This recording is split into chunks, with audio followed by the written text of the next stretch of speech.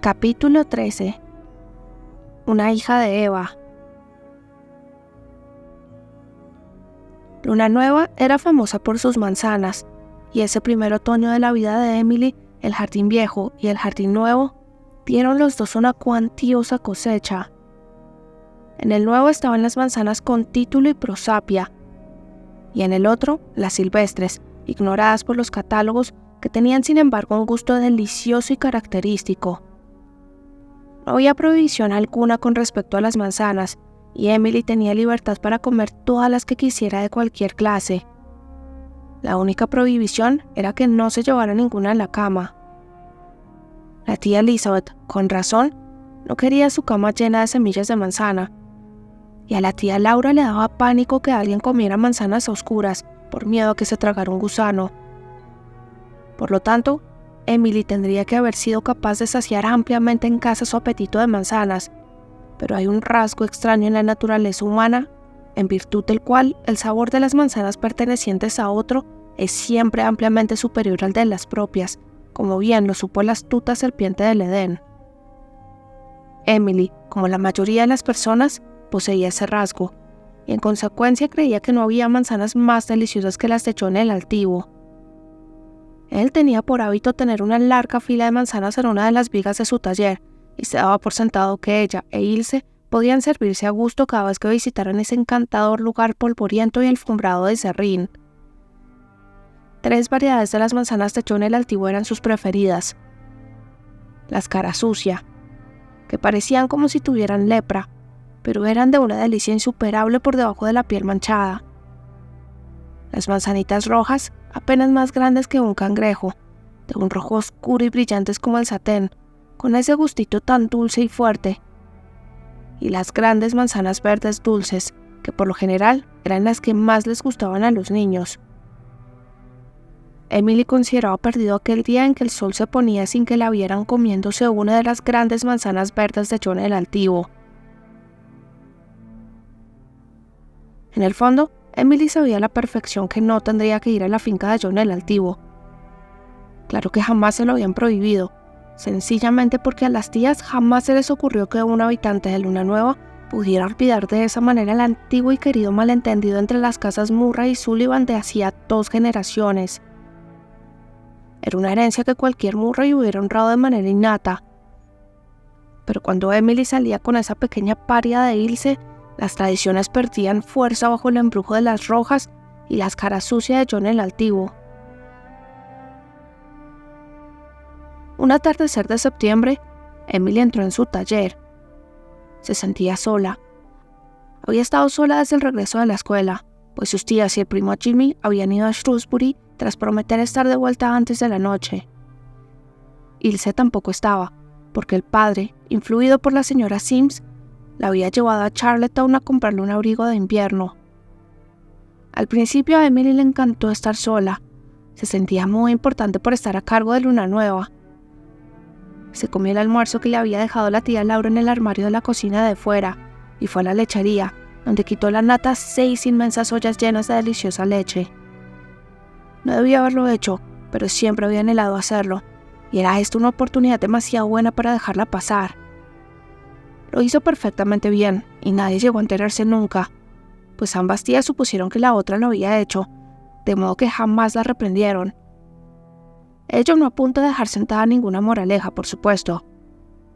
En una historia como corresponde, Emily habría sido descubierta y castigada por su desobediencia, o impulsada a confesar por una conciencia culpable. Pero lamento, o debería lamentar, tener que decir que la conciencia de Emily jamás la molestó en lo más mínimo sobre ese punto. Sin embargo, esa noche estuvo destinada a sufrir por una causa completamente diferente, para equilibrar todos sus pequeños pecados. Cuando terminó de quitar la nata, ponerla en un gran recipiente de piedra y revolverla bien, Emily tampoco se olvidó de eso. Ya se había puesto el sol y todavía no había vuelto nadie a casa. A Emily no le hacía gracia la idea de entrar en la casona oscura y llena de ecos, de modo que se encaminó al taller de John el Altivo, que encontró vacío, aunque el cepillo en la mitad de una madera indicaba que John el Altivo había estado trabajando allí hasta hacía poco rato y probablemente volvería. Emily se sentó sobre un tronco muy grande y miró a su alrededor para ver qué podía comer. Había una hilera de manzanas rojas y caras sucias sobre una de las paredes del taller, pero ninguna de las verdes dulces, y Emily sentía que en ese preciso momento lo que quería era una dulce y no otra cosa. Entonces fue cuando vio una, inmensa, la dulce más grande que Emily jamás había visto en su vida, solitaria en uno de los escalones de la escalera que llevaba a la buhardilla. Subió, se apoderó de la manzana y se la comió. Estaba mordisqueando muy feliz lo que quedaba del corazón de la manzana cuando entró John el altivo. Le hizo un gesto con la cabeza y dirigió una mirada al parecer indiferente a su alrededor. «Fui a comer algo», dijo. «Mi esposa no está, así que he tenido que preparármelo yo». Se puso a cepillar la madera en silencio. Emily estaba sentada en la escalera contando las semillas de la gran manzana dulce. Se podía adivinar la suerte por las semillas. Escuchando a la señora Viento que silbaba, traviesa, a través de un agujero de la buhardilla y componiendo una descripción del taller de John el Altivo a la luz de una lámpara, que más tarde escribiría. Estaba perdida en la búsqueda mental de una frase apropiada para describir la absurda sombra alargada de la nariz de John el Altivo que se proyectaba en la pared de enfrente, cuando John giró en redondo tan súbitamente que la sombra de su nariz salió disparada hacia arriba, como una lanza inmensa que apuntaba al techo, y preguntó, con voz sorprendida: «¿Dónde está la gran manzana dulce que había puesto en la escalera?» «Ay, yo me la he comido», tartamudeó Emily. John el Altivo soltó el cepillo, levantó los brazos y miró a Emily con expresión de horror. «Dios nos ampare, niña. No puedes haberte comido esa manzana. Dime que no te comiste esa manzana». «Sí, me la he comido», dijo Emily incómoda. «No me pareció que fuera nada malo comérmela y...» «Que no era nada malo. Escúchenla, por favor. Yo envenené esa manzana para las ratas. Están haciendo la vida imposible y decidí acabar con ellas. Y ahora tú vienes y te comes la manzana. Tiene veneno como para matar una docena como tú en menos que canta un gallo». John el Altivo vio una cara blanca y un delantal de algodón que atravesaba el taller como un relámpago y salía en la oscuridad. El primer impulso de Emily fue llegar de inmediato a su casa, antes de caerse muerta. Corrió a campo traviesa, cruzó el bosque y el jardín y entró en la casa. Esta todavía estaba en silencio y a oscuras. No había llegado a nadie. Emily pegó un grito de angustia. Cuando vinieran, la encontrarían rígida, fría, probablemente con la cara negra, y todo en este querido mundo habría terminado para siempre. Total por haberse comido una manzana que, según ella, era perfectamente natural comerse. No era justo, no quería morir. Pero moriría. Desesperada, solo ansiaba que llegara alguien antes de morirse. Sería terrible morir sola en aquella luna nueva tan grande, tan inmensa y tan vacía. No se atrevió a ir a ningún lado en busca de ayuda. Ya estaba demasiado oscuro y lo más probable era que se cayera muerta en el camino. Morir fuera, sola, en la oscuridad. ¡Ay! Eso sería demasiado horrible. No se le ocurrió que pudiera hacerse algo para salvarla. Pensaba que si se toma el veneno, es al final. Encendió una vela con las manos temblándole del miedo. Todo mejoró un rato. Es más fácil enfrentarse a las cosas con luz. Y Emily, pálida, aterrorizada y sola, ya estaba decidida que tenía que afrontarlo con valor. No debía avergonzar a los Starr y los Murray. Apretó las manos frías y trató de dejar de temblar. ¿Cuánto tiempo pasaría antes de que se muriera?, pensó. John el Altivo había dicho que la manzana la mataría en menos que cante un gallo. ¿Qué significa eso? ¿Cuánto tardaba un gallo en cantar? ¿Morir dolería? Tenía la vaga noción de que el veneno dolía mucho. Y hacía apenas un momento había sido tan feliz. Pensaba que iba a vivir años y escribir grandes poemas y ser famosa como la señora Hemans. La noche anterior se había peleado con Ilse y todavía no se habían reconciliado. Ya no se reconciliarían nunca. ¿Ilse se sentiría tan mal después? Debería escribirle una nota perdonándola. ¿Tendría tiempo? Ay, tenía las manos heladas. Tal vez ya se estaba muriendo. Había oído decir o había leído que las personas se les enfriaban las manos cuando se estaban muriendo. Se preguntó si se le estaba poniendo la cara negra. Cogió la vela y subió corriendo las escaleras hacia el cuarto de huéspedes. Allí había un espejo, el único de la casa, colgado lo bastante bajo como para que ella pudiera verse en él si lo ladeaba un poquito de abajo. Normalmente, Emily se hubiera muerto del susto de solo pensar en el cuarto de huéspedes a la luz mortecina y vacilante de una vela. Pero el gran terror había absorbido a todos los demás. Miró la imagen de su rostro entre los cabellos negros y brillantes a la luz que se elevaba sobre el fondo oscuro de la habitación en sombras. ¡Ay! Ya estaba pálida como los muertos. Sí, esa era la cara de una moribunda, no cabía la menor duda. Algo brotó dentro de Emily y se apoderó de ella, algo heredado de su buena estirpe. Dejó de temblar y aceptó su destino, con amargura, pero serena. No quiero morirme, pero si ha de ser así, lo haré como corresponde a una Murray, dijo. Había leído una frase parecida en un libro y le pareció más que apropiada a las circunstancias. Y ahora debía darse prisa. Tenía que escribir la nota para irse. Primero Emily fue a la habitación de la tía Elizabeth para asegurarse de que su cajoncito del extremo superior derecho de la cómoda estaba ordenado. Luego voló por la escalera de la guardilla a su rincón de siempre. El gran espacio estaba cubierto de sombras agazapadas, que se arremolinaban alrededor de la pequeña isla de luz débil de la vela, pero ahora no le daban miedo. Y pensar que hoy me sentí tan mal porque mi camisa estaba arrugada, pensó mientras cogía una de sus queridas hojas, la última sobre la que escribiría. No era necesario escribirle a su padre, lo vería pronto, pero Ilse debía recibir una carta suya. Ay, querida, afectuosa, alegre y temperamental Ilse, que justo el día anterior le había gritado epítetos insultantes y que estaría toda la vida atormentada por los remordimientos. Queridísima Ilse, escribió Emily con la mano algo temblorosa pero los labios apretados. Me voy a morir. Me envenené con una manzana que John el Altivo había dejado para las ratas. No volveré a verte, pero te escribo para decirte que te quiero y que no tienes que sentirte mal porque ayer me soltaste que era un zorro y un armiño sediento de sangre. Te perdono, así que no te atormentes. Y me arrepiento de haberte dicho que no valía la pena ni siquiera despreciarte porque no es cierto.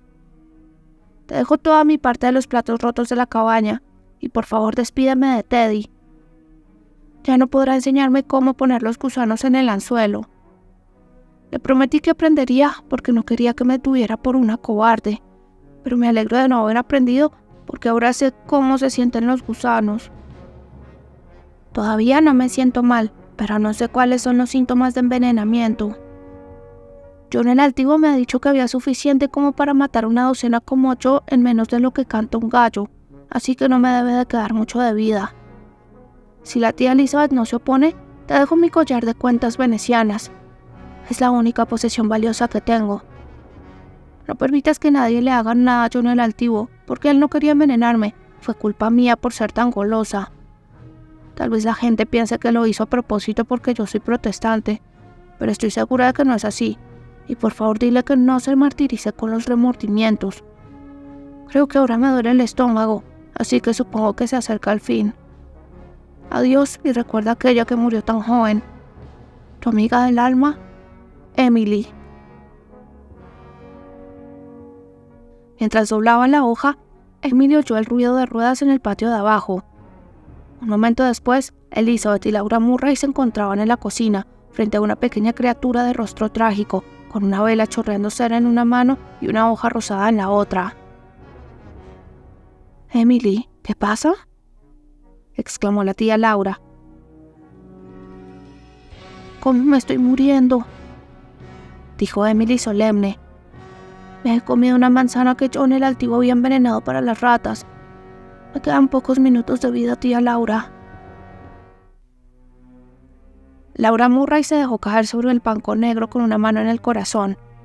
Elizabeth se puso tan pálida como Emily.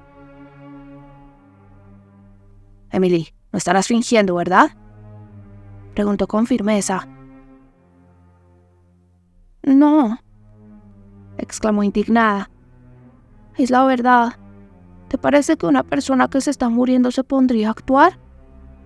Tía Elizabeth, por favor dale esta carta a Ilse, y por favor perdóname por todas las veces que me he portado mal, aunque muchas veces no era por mala, como tú creías, y que no me vea nadie después de muerta si me pongo negra, y menos que nadie, Rhoda Stewart». La tía Elizabeth se había recuperado ya. «¿Cuánto hace que te has comido la manzana, Emily?». «1 hora más o menos». «Si hace 1 hora te hubieras comido una manzana envenenada, ahora estarías muerta o sintiéndote muy mal». «¡Ah!», exclamó Emily, transformada en un segundo. Una dulce y loca esperanza la latió en el corazón. ¿Habría una oportunidad para ella después de todo?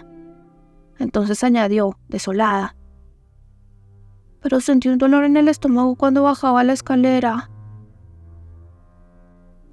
«Laura», dijo la tía Elizabeth, «lleva a esta niña a la cocina de fuera y dale de inmediato una buena dosis de mostaza con agua. No le va a hacer ningún daño y puede hacerlo bien, si hay algo de cierto en esta historia. Voy a buscar al médico, tal vez haya regresado, pero de camino pasará a ver a John el Altivo». La tía Elizabeth salió y a toda prisa. De haberse tratado de otra persona, se habría dicho que salió corriendo. En cuanto a Emily, bueno, la tía Laura le dio el vomitido enseguida, y 2 minutos después Emily no tenía dudas de que se estaba muriendo, y deseaba que cuanto antes fuera, mejor.